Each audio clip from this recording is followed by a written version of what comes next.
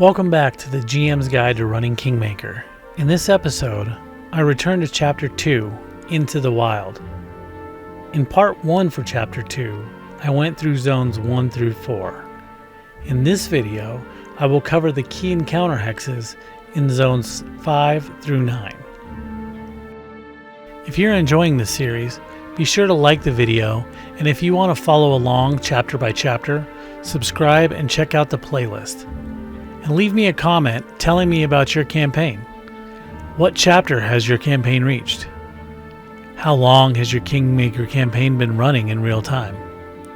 And what's one house rule or tweak that you've made that has improved your Kingmaker game? I want to take a second and thank Racooze, who made the map that I will be using in this video. I will leave a link in the video description to their site where you can find many great maps for Kingmaker and other adventure paths, and for general use. Foundry VTT modules are available for Kingmaker and other map sets that make them a breeze to pull into your game. In this video, I will cover Zones 5 through 9. In the future, I will cover the remaining zones as we go along. Let me know in the comments if you'd be interested in me doing a deep dive into the more complex encounters such as the Old Sycamore or the Lonely Barrow. As I cover the encounter hexes in these zones, the encounters are placed in specific hexes as keyed in the Stolen Lands hex map. For most of these encounters and locations, you can move them as you see fit. If the heroes are going to enter a hex with a location or encounter that they are not ready for yet, or should you feel that they should come upon a location or encounter sooner, it is okay to move it. I highly suggest keeping it in the same zone and trying to place it in a hex that matches the terrain needed. For this video, I'll be covering them as they are placed in the adventure path. Zone 5 covers the western edge of the hero's chartered kingdom, better known as the Narlmarches. This is generally a level 5 zone, and the random encounter table on page 82 gives you a good sense of what kind of threats the party is likely to face while traveling here.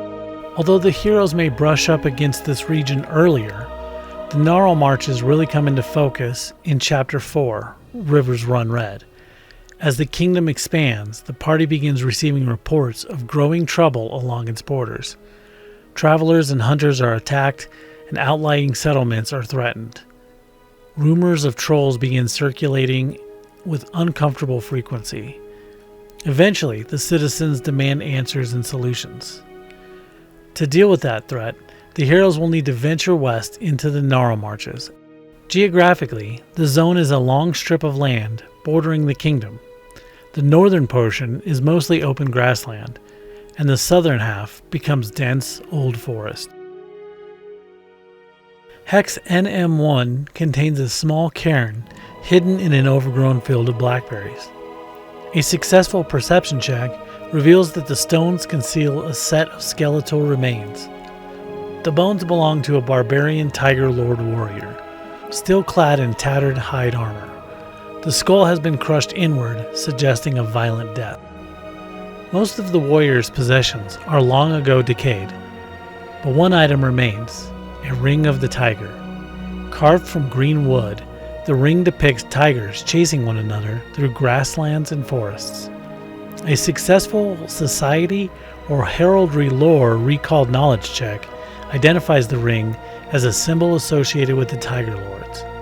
Characters familiar with the Stolen Lands also know that openly wearing such a symbol around local barbarians is likely to provoke a hostile reaction.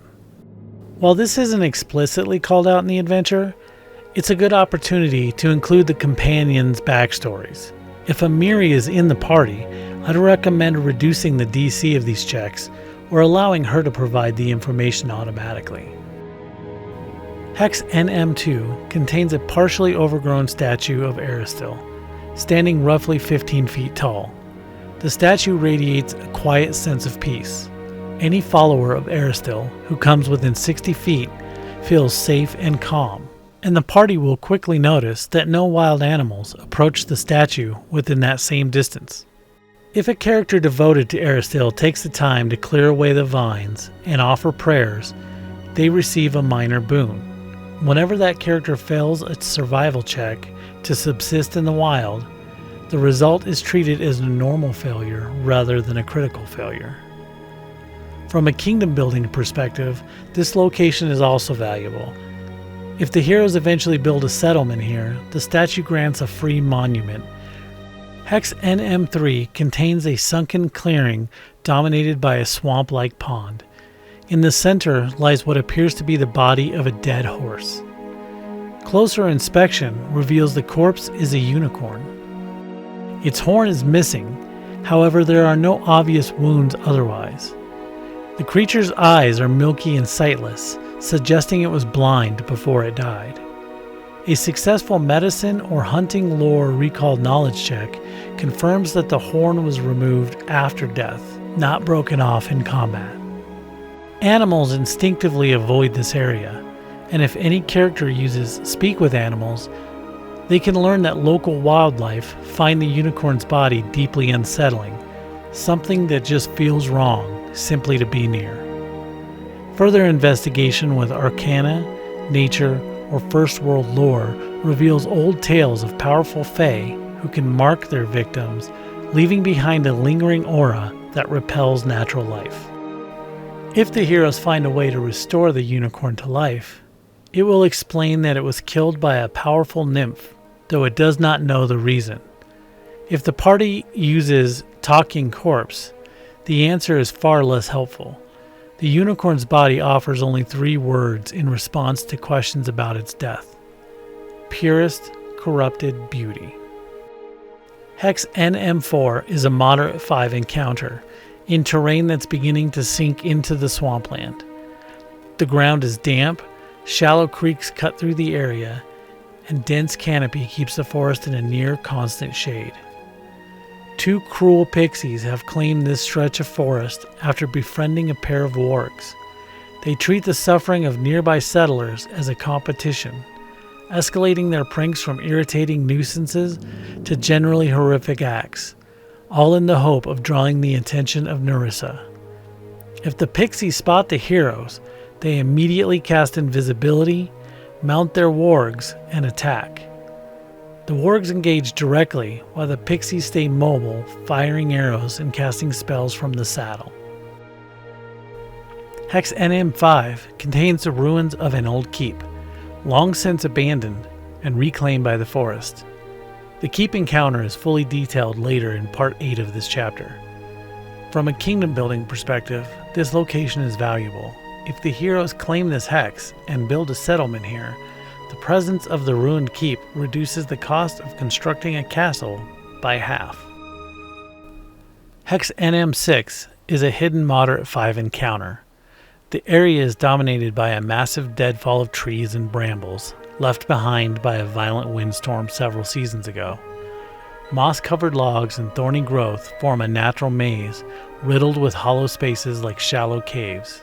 With a successful perception check, the heroes can discover a much deeper cavern buried within the deadfall.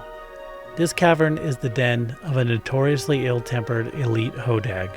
The cavern is a roughly 30-foot wide chamber, its ceiling formed by interlocked dead trees creating a crude dome. Bones and half-eaten carcasses are scattered throughout, the remains of loggers and bandits.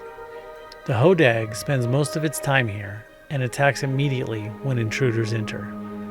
Scattered among the debris are several weapons, including a suit of +1 studded leather armor and a +1 striking spear.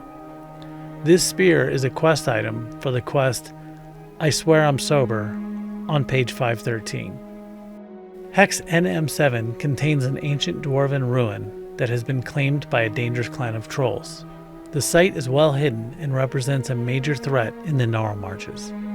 This location is detailed fully in Part 2 of Chapter 4 and serves as the focal point of the troll menace plaguing the region. If the hex is cleared of danger and then claimed, the stronghold functions as a refuge for the kingdom. The Sellen Hills lie along the southern border of the Commonlands. This region is defined by rolling hills carved by the Little Sellen River, with long green ridgelines broken up by boulders, shallow valleys, and scattered strands of trees. Encounters in this zone are designed for a level 6 party. The random encounter table on page 84 outlines the types of threats the heroes may face while traveling through the Sellen Hills. One notable encounter involves cultists devoted to Lamashtu.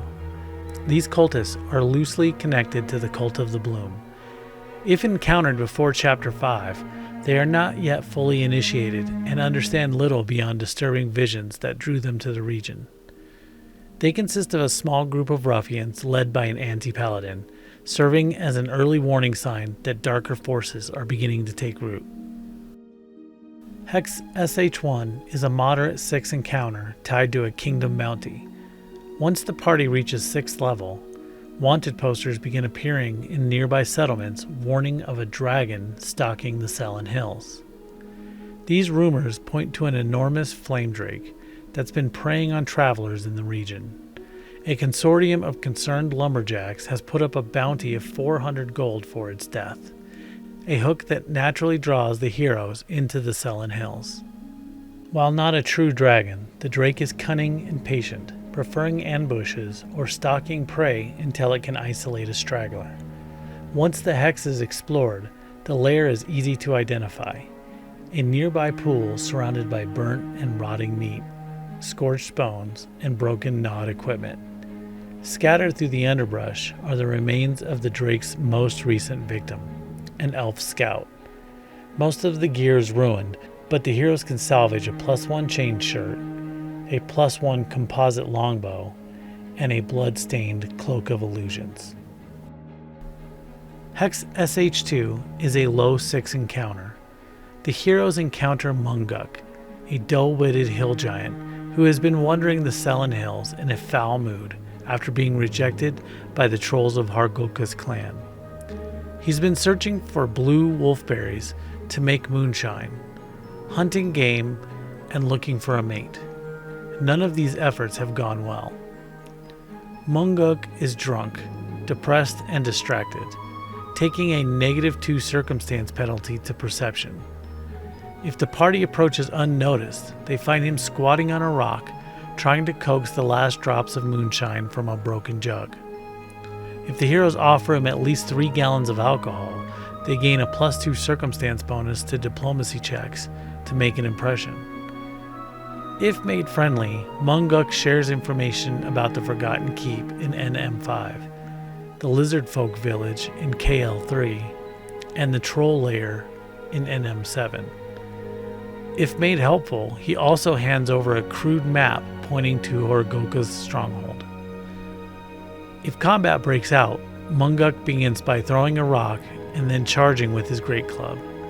He starts the fight sickened 1 and fights until reduced to 30 hit points or fewer, at which point he collapses, sobbing and begging for mercy. Munguk carries a sack of meager personal effects, including a crude map labeled in Jotun that highlights HArgulka's lair with the note, "Mean, ugly troll bully." If the encounter is resolved peacefully, award XP as if the party defeated him in combat. Hex SH3 contains the remains of an old ferry station on both banks where the Shrike River branches off from the Little Sellen River. Half-collapsed wooden buildings rot in place, long abandoned after serving at various times as lairs for kobolds, mites, and bandits. The site is currently unoccupied. While the buildings themselves are unsalvageable, several wooden docks remain intact. If the heroes build a settlement here, the functional docks grant the settlement a free pier structure. Hex SH4 is a hidden resource site tied to the den of a particularly enormous owlbear. This location is expanded on in Part 3 of Chapter 4 on page 208. If the heroes explore this hex before these events, you can choose to either have them fail to locate the den or relocate it elsewhere in the Sellen Hills until the appropriate story beats are in play. If the lair is cleared of danger and the hex is claimed, it functions as a refuge for the kingdom. Hex SH5 is a landmark site located atop a steep-sided, flat-topped hill. The goblin village of Greengripe sits at the summit. This location is detailed fully in Part 2 of Chapter 5 on page 232. If the heroes arrive here before the events of Chapter 5 draw them into Greengripe, they find a functioning goblin settlement that is wary of outsiders, but not immediately hostile. The goblins are cautious, observant, and curious, giving the party a chance to interact without triggering the later conflict prematurely. Greengripe functions as a freehold. If the village is brought into the kingdom using the Pledge of Fealty kingdom action, the kingdom automatically gains a village settlement containing the following free structures: an alchemy lab, a shrine, stables, tenements, and wooden walls. All 4 urban grid borders are land borders. Hex SH6 is a secret resource site. While reconnoitering this hex, a successful perception check allows the heroes to hear an unsettling whispering sound carried on the wind through an otherwise unremarkable dale between 2 hills. On a critical success, the party also notices numerous small holes scattered across the ground and hillside. As the wind passes over these narrow fissures, it produces the whispering effect. Peering inside reveals the source: narrow caverns filled with glittering crystals. This area is a sizable gemstone deposit. If the heroes claim the hex and establish a mine worksite here, the mine produces 1 luxury commodity each turn instead of ore. Hex SH7 is a moderate 6 encounter. Here the Little Sellen River narrows as it cuts through a rocky gully flowing around a long, narrow island choked with reeds, nettles, and blackberries. Steep cliff walls rise roughly 40 feet on either side of the river and can be climbed with an athletics check. The island is home to 6 snapping fly traps. The plants lie hidden in the dense vegetation and attack any creature, small or larger, that approaches the banks. The tight confines of the gulch allow them to lash out not only at targets on the island, but also at creatures on either riverbank or clinging to the nearby cliff walls within reach. Careful searching of the island reveals remains of past victims, mostly goblins and humans. Mixed among the bones are scattered coins, an elegant bastard sword in a dark wood scabbard, a second-rank wand of continuation, and a badly damaged journal. Most of the pages are unreadable, but a heart bond ritual formula can still be salvaged from the remaining text. Hex SH8 is a secret resource site hidden among the steep southern slopes of a line of ragged tors. A concealed cave entrance can be discovered with a successful perception check while reconnoitering the hex.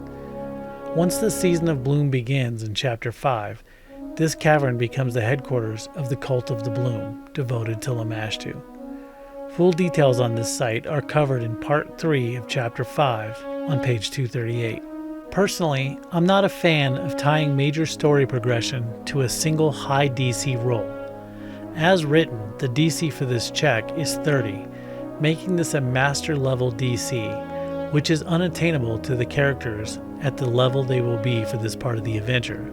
If the heroes fail this check, they may never discover this site unless the Game Master intervenes.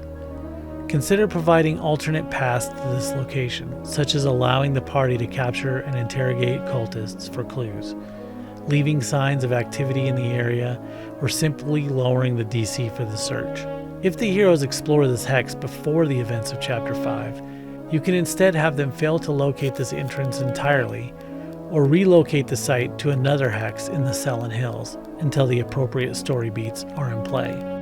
Dunsward is the plains and rolling hills south of Rosland. At first glance, what looks like empty, unsettled land is anything but. This region is contested territory, claimed by centaur clans and plagued by violent Spriggans, who see any attempt at settlement as an invasion. The heroes may venture into this zone if Magar Varn invites them to visit Varnhold in order to establish diplomatic relations. Otherwise, they will be asked by the Sword Lords in Chapter 6 to investigate the vanishing of the citizens of Varnhold. As outlined in the random encounters table on page 87, encounters in this zone are designed for a level 7 party, and travelers may cross paths with dangerous predators like boulets and rocks. Centaur encounters typically involve members of the Nomen Centaur clan. They are wary of outsiders and prefer to observe intruders from a distance rather than attack outright. Violence, however, is met immediately, and they retreat once half their number are slain. If approached cautiously, these encounters can turn into tense negotiations rather than combat. More details on the Nomen can be found in Chapter 6. Spriggans encountered are not connected to the group encountered later in Varnhold during Chapter 6, but they are no less hostile. They actively oppose settlement efforts and respond aggressively to anyone encroaching on land that they consider theirs. Hex DS1 is a severe 7 encounter. The site consists of nearly 30 stone burial mounds, each roughly 8 feet high, arranged in an uneven spiral and linked by low stone walls. The mounds are weathered, lichen-covered, and unmistakably ancient. A successful society or religion check identifies the site as Centaur burial mounds belonging to the Nomen Centaur clan. On a critical failure, a character misinterprets the spiral pattern as a religious or occult symbol, potentially associating it with Pharasma or far worse things. The burial ground has recently been claimed by 4 manticores. If they spot the party early, they attack from the air, harassing the heroes with tail spikes before landing to fight in melee once their spikes are spent. If 3 manticores are slain, the last flees and does not return. From a kingdom perspective, this hex is politically volatile. If the heroes claim the hex, the Nomen take extreme offense. Their negotiation DC increases by 4 until the hex is abandoned. Hex DS2 is a moderate 7 encounter. A massive bridge of thick spiderwebs stretched between 2 rocky crags, hanging over a 50-foot deep chasm riddled with shallow caves. The bridge is about 30 feet wide, and the far side leads to only a narrow ledge, where the skeletal remains of a dwarf clutch a faintly glowing warhammer. This entire site is an ambush. A group of web lurkers hide in the caves below the bridge, patiently waiting for prey foolish enough to step onto what is very obviously a giant spiderweb. They are accompanied by an ogre spider, which they treat as a favored pet. If any heroes fall victim to the collapsing web bridge trap, the web lurkers and ogre spider immediately swarm up from below to attack. If no one triggers the trap, the web lurkers instead begin loudly arguing among themselves over whose fault the failed ambush is. They spend 1d3 rounds bickering before realizing the party is still a valid food source. At that point, one web lurker disables the trap, allowing the group and their spider to cross safely and engage. The web bridge itself is a rigged hazard and can collapse under the right conditions, turning the fight into a chaotic vertical mess very quickly. Among the bones and dried husks in the cave is a web-wrapped chest containing a fair amount of silver and copper. On the far ledge, the skeletal dwarf still clutches a softly glowing +1 striking warhammer. His breastplate is rusted beyond use, but a grim trophy talisman shaped like a claw remains affixed to the ruined armor. Hex DS3 contains a simple but well-built wooden bridge spanning the river, recently constructed by the settlers of Varnhold. If the heroes visit this hex before defeating the Stag Lord, the bridge is still under construction. Otherwise, they find it complete, sturdy, and clearly new with little sign of long-term use. This hex has already been developed by Varnhold. If the heroes claim it before Varnhold vanishes in Chapter 6, the act is seen as openly hostile. All diplomatic relations with Varnhold are immediately severed, and all future negotiation DCs with Varnhold increase to a DC of 30. After Varnhold vanishes, the heroes can claim the hex without issue. Once claimed, the existing work pays off. Any attempt to establish farmland here gains a +2 circumstance bonus to the agriculture check, and the result of that check is improved by 1 degree of success. Hex DS4 is a severe 7 encounter. While the heroes may have encountered giant trapdoor spiders earlier in the Greenbelt, the Dunsward hosts far worse variants. This region is infested with massive ogre trapdoor spiders, creatures large enough to rival elephants. At first glance, the area appears oddly barren, broken up by low grassy hummocks scattered across fields. Many of these mounds are not natural at all, but the concealed doors to spider lairs. A total of 6 trapdoor ogre spiders inhabit this area. Each spider lurks within a pit-shaped lair, benefiting from greater cover until it bursts forth to attack. This encounter can quickly spiral into chaos as multiple spiders emerge from different locations. Each spider's pit contains scattered coins, gems, and jewelry. One lair also holds the partially eaten remains of a human victim still wearing a +1 striking hand wraps of mighty blows, and arboreal boots. Hex DS5 is the site of Varnhold. Before the heroes defeat the Stag Lord, Megar Varn and his followers are still in the process of building their settlement here. The location and its people become central later, and full details are covered in Chapter 6. From a kingdom standpoint, Varnhold is a freehold town. The hero's kingdom must be 3rd level before it can be integrated. Varnhold occupies 4 blocks in the urban grid and has 1 water border and 3 land borders. All 16 of its lots are already developed. Its existing structures are outlined in the Hex description on page 90. Hex DS6 is a moderate 7 encounter. The grasslands here are scarred by long, jagged furrows, broken up by sinkhole-like depressions and low mounds of churned earth.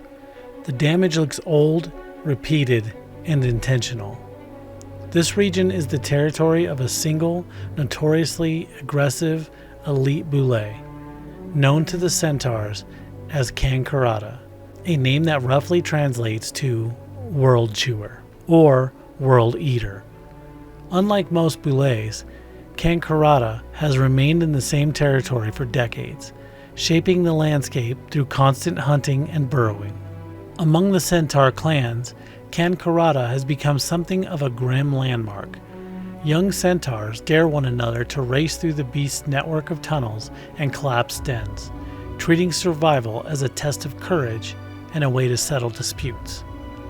Kankarata is old, enormous, and far more cunning than most of its kind. It watches the area closely and attacks swiftly, especially if the heroes linger too long in its territory.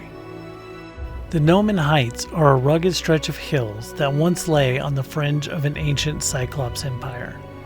Today, the region is claimed by the Nomen Centaur clan, who know the terrain well and make full use of its narrow vales and ridgelines to observe intruders.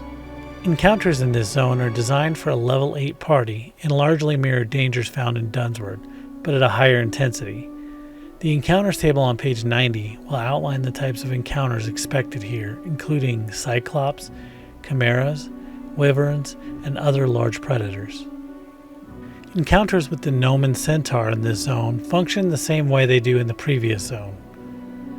One notable escalation is the appearance of zombie hulks. These undead cyclops have become more common since the re-emergence of the Lich Forticae, and many are crudely bound together using the remains of fallen centaurs. Hex NH1 marks a campsite belonging to the Nomen Centaur clan. Full details on the Nomen clan and their campsite are covered in Part 3 of Chapter 6 on page 266. Hex NH2 is a Severe 8 landmark. The hilltop here is dominated by the massive bones of a long-dead crag Lenorm. Bleached ribs rise from the ground like twisted trees, and the moss-draped skull has become a nesting site for flocks of shrikes. A successful Arcana or Dragon Lore Recall Knowledge check identifies the remains. The local Nomen Centaur clan revere this site, leaving offerings of meat and wine before the skull. They believe honoring the bones keeps the Lenorm's spirit from returning as a ghost. An unusually large number of mastodons frequently graze the surrounding hills. and while most are not aggressive, disturbing them is extremely dangerous. Each time the heroes attempt an exploration activity in this hex, one character must succeed at a nature check to keep the group from provoking the herd. On a failure, 2 mastodons charge while the rest stampede away. The first time the heroes successfully complete a exploration activity here without angering the mastodons, they earn 80 XP. The Tors of Lavinis are the largest mountain range in the Stolen Lands, though not the tallest. These rugged, trackless mountains are difficult to traverse, with steep slopes, broken ridgelines, and narrow passes. While overland travel is slowed by difficult terrain, most encounter areas still provide usable ground in the form of ledges or valley floors. Encounters in this zone are outlined in the table on page 91 and are designed for a 9th level party, with more frequent appearances of undead, demons, and powerful solitary monsters. Any demons encountered here have been drawn to the region by the influence of Vortikai and unleashed to pursue their own cruel agendas. At your discretion, a captured demon might offer information about Vortikai's tomb, deliberately mislead the heroes, or simply abandon them in the wild once it sees an opportunity. Hex LV1 marks a natural mountain pass where the Tors of Lavinis dip low enough to allow east-west travel. The crooked river flows out of the mountains here, cascading westward beneath the pass. Sheer cliffs rise roughly 100 feet to the north and south, making the route easy to control. At the top of the pass stands a single stone watchtower about 30 feet tall. It's currently abandoned with no signs of battle or recent occupation. On a clear day, anyone who climbs the tower can see the village of Varnhold far to the southeast. From a kingdom perspective, this is a valuable choke point. If the heroes claim the hex, the watchtower functions as a refuge. If they later establish a settlement here, the existing structure grants the settlement a free watchtower. Hex LV2 is a severe 9 landmark. A crumbling tower crowns a low mountain known as Talon Peak, named for the way the ruined stone juts upward like a claw. The site has long served as a nesting ground for rocks, and is currently claimed by a particularly dangerous specimen with midnight black plumage. Exploration here is especially difficult. While the Tors of Lavinis are already difficult to traverse, Talon Peak counts as greater difficult terrain. Reaching the tower itself requires climbing the final 250 feet of the mountain. Non-flying characters must succeed in an athletics check to climb. If the party takes their time and spends an hour on the ascent, only one character needs to succeed, with the rest able to follow the expert. Failure results in significant injury from falls, and a critical failure prevents the party from reaching the summit at all. The Talon Peak rock nesting here was driven from the Branthlen Mountains after its mate was killed by the black dragon Ithuliag. For now, it has settled at Talon Peak and hunts the surrounding region. When the heroes arrive, roll a DC 11 flat check to determine whether the rock is present. If it is, it attacks ferociously to defend its nest. If not, it returns in 1d4 hours, immediately searching the area if its eggs have been disturbed. The nest contains the remains of 2 dead adventurers, along with a collection of valuable gear and coin. Most notable, a staff of elemental power and a Type 1 spacious pouch. For groups pursuing the Omelet King quest, 3 rock eggs found here can fulfill that objective, though transporting them is a challenge. Each egg is massive, heavy, and far too large to fit inside a spacious pouch. The party will need to work as a group to transport one of the eggs, and will need to make an athletics check if less than 4 characters work together, as detailed on page 92. If the heroes build a settlement here, the tower serves as a ruined watchtower.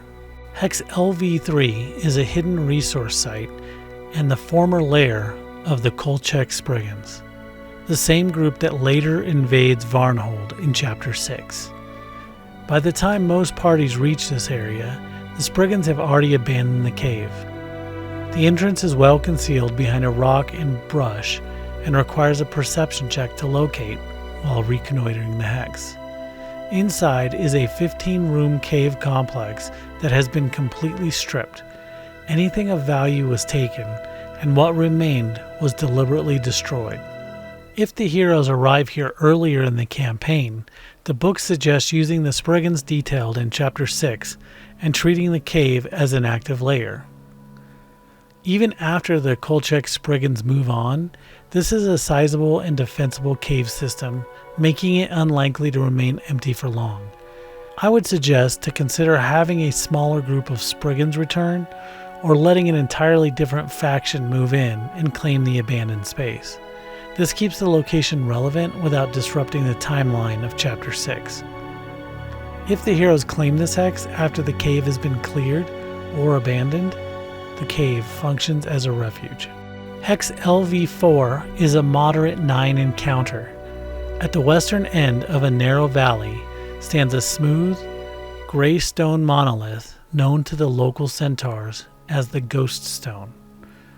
At night, the air within roughly 120 feet of the stone glows with a faint radiance, and ghostly shapes drift and writhe through the light. The Ghost Stone is an ancient elven relic, a 15-foot tall spire that once served as the foundation for a portal to the ethereal plane. Though the portal no longer functions, the boundary between worlds remains unnaturally thin here. On the ethereal plane, the site shines brightly and attracts curious and hostile extraplanar creatures. Before the heroes reach the stone, they are approached by an ether spider named Zamas. She speaks only rudimentary Common and attempts to communicate from hiding, calling out, "You help me, yes?" If communication is established, Zamas explains that a group of Zekwai has driven her from her home and asked the party to help kill them, promising a reward in return. The Ghost Stone is currently occupied by 6 Zekwai. If the heroes agree to help Zamas, she aids them in the fight. Otherwise, entering the stone's area of influence triggers combat with the Zekwai alone. The stone's aura intoxicates the creatures, so all 6 Zekwai are sickened one while within the area and cannot reduce this condition. They will fight to the death. Hex LV5 contains a shallow cave cut into the mountainside. At first glance, it appears unremarkable, serving only as shelter for a harmless colony of bats. A successful nature or perception check reveals the real value of the site. The far wall of the cave contains an exceptionally rich vein of iron ore, making this hex a significant economic resource for any kingdom that claims it. If the heroes claim this hex and establish a mine worksite here, it produces double the normal amount of ore commodities. Hex LV6 marks the location of Vortikai's tomb. This site is a major story location and is presented in full detail in Part 4 of Chapter 6, beginning on page 270. If the heroes claim this hex after completely defeating all dangers within the tomb, it provides a refuge for the kingdom. Hex LV7 is a severe 9 encounter. The entrance to this wide valley is marked by rows of posts set every few dozen feet, each adorned with skulls and bones. This grim boundary was erected by the Nomen Centaur clan as a warning. They call the land beyond Ola Kakinket, the Valley of the Dead. Beyond the bone totems, the valley initially looks no different from the surrounding foothills. That illusion doesn't last. As the heroes press deeper, the air grows heavy and oppressive. The wind dulls, birds and insects fall silent, and the surrounding crags seem to loom closer with every step. About a mile into the valley, massive stone grave markers begin to appear. These weathered pillars, many toppled or broken, are carved with ancient Cyclops runes. A successful society check identifies them as names. Thousands of such markers fill the valley, though the bodies beneath them have long since decayed, leaving only scattered bone fragments in the soil. Hex LV8 contains a massive cave deep within the Tors of Lavinis. A 50-foot wide tunnel leads into a vast vaulted chamber, where the skeletal remains of an adult silver dragon lie sprawled across the stone floor. The bones are incomplete. The right arm and wing show signs of having been dissolved by powerful acid, and the dragon's skull is entirely missing. No hoard remains. A successful perception check reveals scattered silver and black dragon scales mixed among the dust and stone. Local rumors speak of a silver dragon named Emvarian, but those tales are long out of date. Emvarian was slain years ago by the black dragon Ithuliak, who claimed her treasure and left the lair empty. While the silver dragon is gone, her killer is very much still alive. Further details on Ithuliak appear later in Chapter 10 of the campaign. The adventure doesn't specify how to handle this next part, but let's be honest, your players are going to ask about harvesting the dragon scales. Silver dragon scales are valuable precisely because of their rarity and usefulness. They're highly sought after by crafters, scholars, and powerful factions, and can be used in either item creation or as a valuable trade commodity. Rather than assigning a flat gold value, consider treating the scales as high-value trade good or a rare crafting material. Their worth can depend on who the party brings them to and what they want in return. Possessing dragon remains is the sort of thing that may draw attention, especially from people, organizations, or creatures who care very deeply about dragons. If the heroes claim this hex, the abandoned lair functions as a refuge. And that wraps up this video covering zones 5 through 9. In future videos, I'll continue working through the remaining zones and locations outlined in Chapter 2. And before I go, let me give you one last reminder to like the video, and if you want to follow along chapter by chapter, subscribe and check out the playlist. Please leave me a comment telling me about your campaign. How did your players handle Vortikai? Which hex or location from this video are you most excited to run at your table? And did your players ally with, antagonize, or avoid the Nomen Centaurs? Thank you for watching. I will see you in the next video.